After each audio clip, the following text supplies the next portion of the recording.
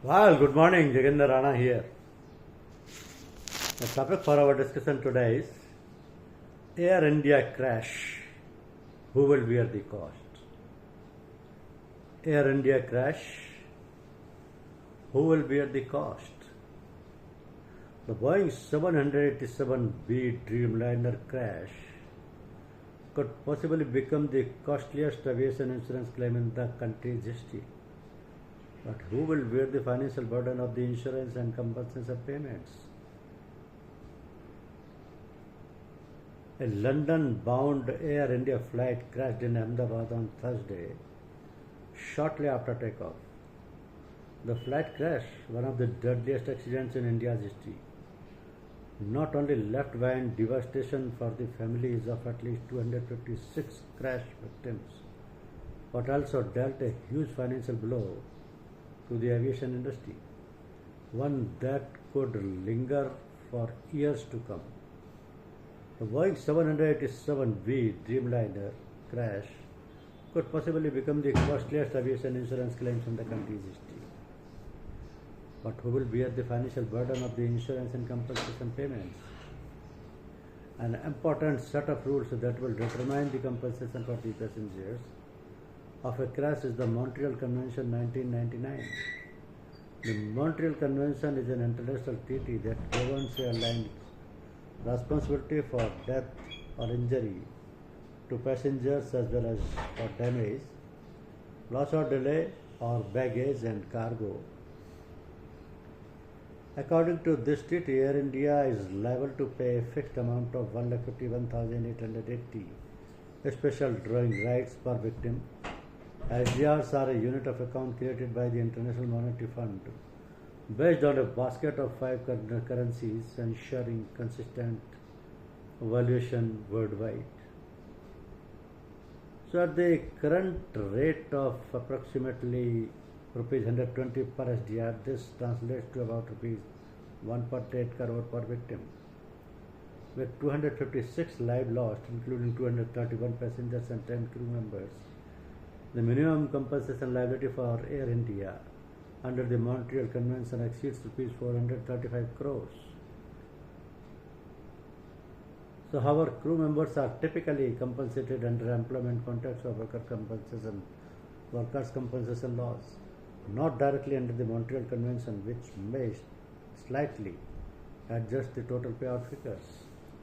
So the Montreal Convention mandates airlines to make an advance payment of at least rupees 16,000 SDRs, about rupees 18 lakh, to victims' families promptly, even before any investigations conclude.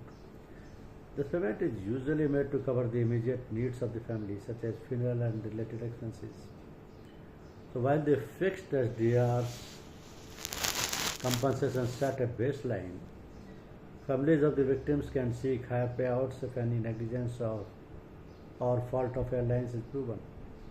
So beyond the legal obligation under the Montreal Convention, the Tata Group, which owns Air India, has pledged an additional rupees 1 crore compensation each for the victims' families. This decision, independent of the Montreal Conventions, could bring the total compensation per victim to approximately rupees 2.8 crore, combining both statutory and voluntary payouts. Insurance payouts to Air India. Hull insurance. Hull insurance is a specialized form of aviation insurance that provides coverage for physical damage or loss of an aircraft itself, so rather than covering third-party liability or passengers' injuries. The insurance, essential for aircraft owners, operators and lessors, protects the financial value of the aircraft against a range of risks, including accidents, collisions, fire, natural disasters, and sometimes even disappearance of a flight. The Boeing 787B Dreamliner involved in the Ahmedabad crash was insured under a Hull insurance policy valued between $80 million and $115 million, rupees 665 to rupees 960 crores. So given the aircraft was a total loss, insurers would possibly be liable to pay out the full insured value of the aircraft. Then comes the liability insurance. The Montreal Convention requires airlines to carry liability insurance to ensure they can meet their compensation obligations. to passengers and cargo owners in the event of accidents, injury or loss. This requirement is designed to protect passengers by guaranteeing that airlines have financial resources to pay compensation as mandated under the Convention's strict liability regime. The Convention says that all air carriers engaged in international carriers must maintain adequate insurance covering the liability for death, injury, baggage and cargo claims. For Air India, this liability insurance is expected to cover rupees 435 crore in passengers' compensation and additional claims related to the damaged hostel and other possible third-party losses. Then total financial cost, overall the insurance claims and the compensation payouts together can be forecasted to range between 120 million US dollar and 150 million US dollars, rupees 1,000 to 1,250 crore, which includes the hull insurance payout, passenger liability claims and other third-party and ground damage of around 10 to 20 million US dollars.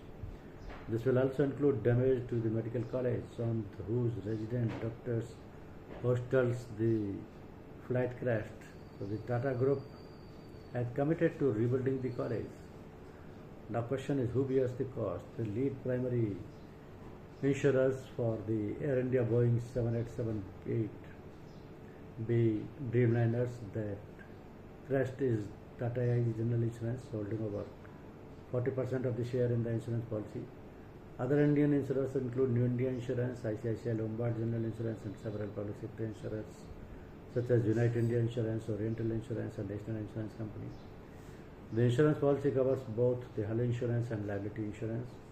Additionally, there also exists a crucial reinsurance structure in the event of such tragedies.